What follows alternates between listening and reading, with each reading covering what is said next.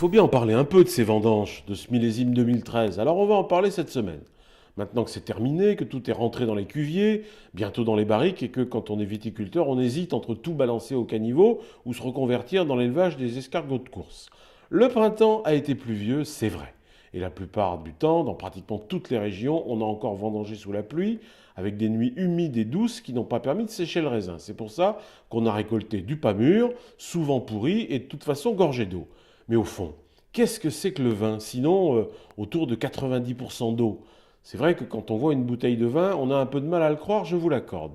Mais les œnologues et les scientifiques sont formels et tous d'accord sur ce point, on va donc pas les contredire. Donc, qu'il y ait cette année un peu plus d'eau que d'habitude dans le vin, on ne voit pas où est le problème, qu'il y en ait 89 ou 90 ou 91%, franchement, en plus l'eau c'est incolore, ça ne se voit pas dans le vin.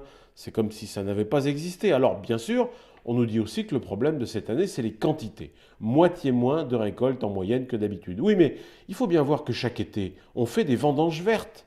On fait tomber la moitié du raisin pour limiter les rendements. Vous croyez que c'est malin des années comme celle-ci?